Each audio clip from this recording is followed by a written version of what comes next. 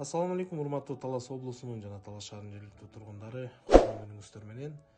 Бүгүнкү күндө бизде Талас шаарында номер 4 орто мектептин артында Кара Койчу көчөсү, Лесная көчөсүн баарыбыз билебиз. Ошол Лесная көчөдө 116 номерде жайгашкан полуподвальный кызыл кирпичтен бышкан толук шарты менен чоң там сатка чыгып жатат бүгүн. Экрандан аңластабаңыздар. Мен сиздерге бул үйдө толугу менен ичин, тышын, огородун бүт бардыгын тартып тааныштырып бермекчимин. Дагы бир ирет айта кетейин, бул үй участогу 8,5 сотик. Өзүңүздөр көрүп тургандай заманбап стилде эшигин алдын бардыгы навес менен жабылган. Жакшы пескоблоктон забордон коюлган. Өзү бышкан кирпичтен. Айнектерин да көрүп атабыз. Айнектердин бардыгы решеткаланган экен. Азыр мен сиздерге үйдүн ичин кирип толугу менен тартып берем. Эң негизгиси бул жер өтө жакшы инфраструктуралуу жерде жайгашкан. Себеби бул жерде университетке жана мектепке, бала бакчага 5 мүнөттүк эле убакытка талап кылат. Мына мен сиздерге күн батыш тарап жактан, Токтогула жактан да чагылдырып берейин.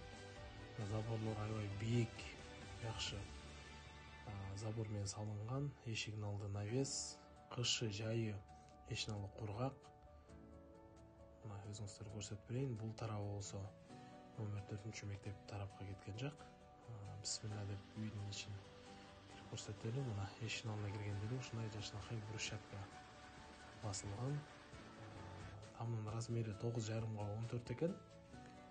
Эшигин көрүп төрүнөт деген жакшы сөз бар кыргыздарда. Мына эшигин алдына киргенде эле бул үйдүн тазалыгы, бул үйдүн азыркы турган акыбалы мени мага аябай жакты. Себеби бардыгы өзүнүн ордунда экен. Бул жерге кирип келгенде эле бул жерде гараж бар экен. Гараждын үстүндө жайкы терраса десек болот. Сала турган бөлмө жана бул чоң тамдын жанында дагы ушундай жаңы салынган үй бар экен. Ал жакта да мен сиздерге үйдүн ичин толуктуу шарттарын баардыгын тартып бүткөндөн кийин анан тартып көрсөтүп берем сиздерге. Мына бул жактан дагы терраса, мектеп террасасын көрүп атабыз. Үстүнкү кабатта огороддун баардыгында алма бак, өрүк жана башка өсүмдүктөрдүн баардыгы бар экен.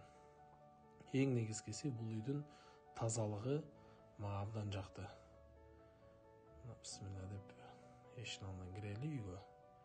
Бул жер бут чечер экен. Бут чечерден бийик үйгө көтөрүлүп, жерден болжол менен 1,5 метр бийиктикте турат экен.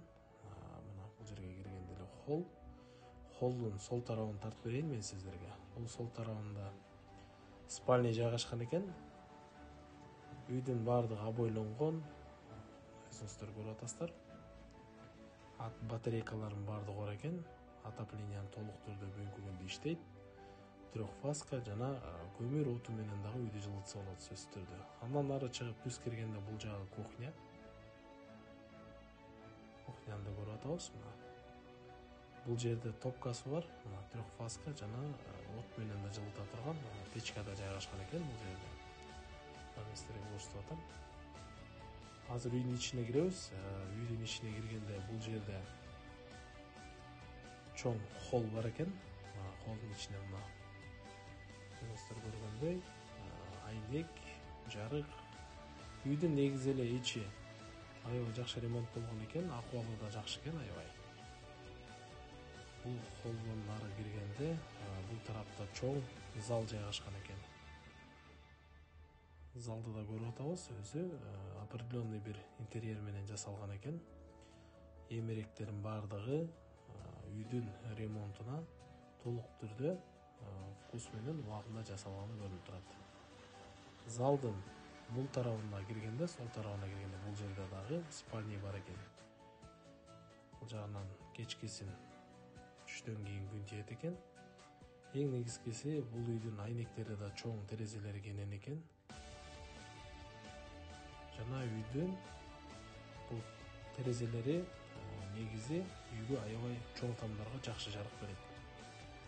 Эми бул жерден өзүңүздөр көрүп турасыздар, аябай жакшы заманбап стилдеги мебелдер коюлган экен.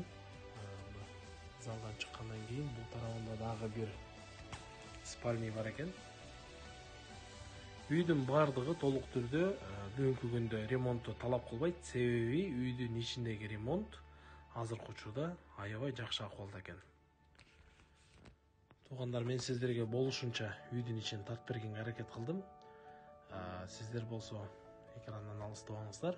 Азыр мен сиздерге бул чоң тамдын сыртынан чыккан ушул жаңы салынган дагы там бар экен. 6,5 11 размердеги мына.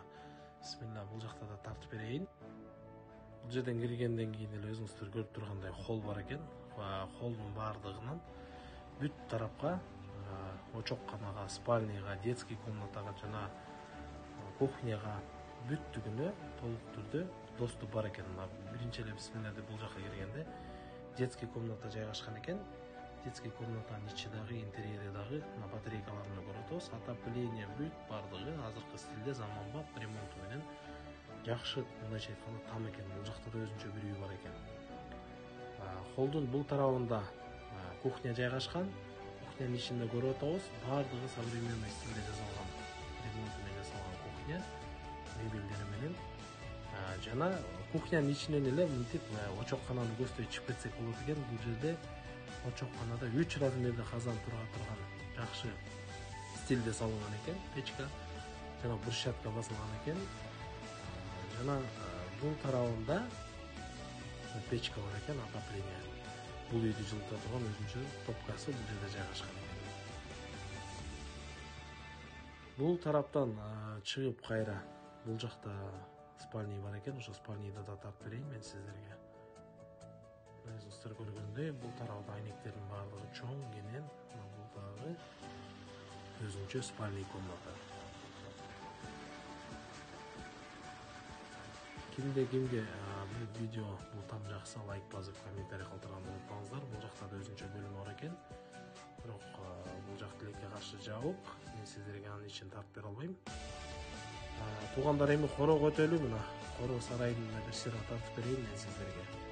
Үйдүн бул тарабы менен кеткенде мына бул жактан өзүңүздөр көрүп тургандай алмабактын баардыгы жайгашкан. Баардыгы ухожен, түйгөн бара акталган. Алмалардын баары, өрүктөрдүн баары жаш экен. Демек, бул бакчанын келечеги эле алдыда. Жана ушул жанагы мен сиздерге айтып берип аткан гараждын үстүндөгү жана алдындагы мына бул жакта да 2 склад бар. Бул жер үйгө керектүү нерсе, складдардын майда чөдөөлөрүнүн баардыгын ушул жакта сактасаңыздар болот. Жана бул тарабында да мына чөпкана жана мал бага турган сарай бар, чакан. Азыр мен сиздерге бул 2-нчи кабаттындагы үстүндөгү чоң залды көрсөтүп берейин. Жайкасын бул жерде отуруп, чай ичип, айлана тегерекке суктанып, карап отурганга өтө жакшы жер экен. Эң негизгиси мына бул жактагы бышкан кирпичтен сапаттуу материалдан убагында салынган экен. Мына мен сиздерге ичин көрсөтүп берейин. Мунун ичи чоң зал. Бул жака оголо көп конокторду, тоссостор да болот. Жайкасын бул жака бир 20-30 киши бер жака келип атат экен. Уктаганга да ыңгайлуу экен, аябай мага жакты. Мына туугандар, мен сиздерге дагы бир ирет үстүдөн көрсөтүп берейин. Баасына келели туугандар. Баасын $85,000 сурап жатышат.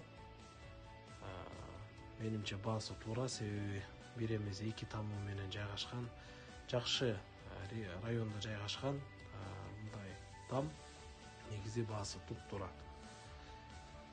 Эгер видео жаккан болсо, сөзсүз түрдө лайк басыңыздар, комментарий калтырыңыздар. Биз ар бир чыгарылыш сайын сиздерге жакшы, сапаттуу жана түшүнүктүү кылып тартып бергенге аракет кылабыз. Мына мен сиздерге дагы бир ирет дрондон чагылдырып берип атам. Участактын бардыгын эмки чыгарылышка чейин сак саламатта калыңыздар.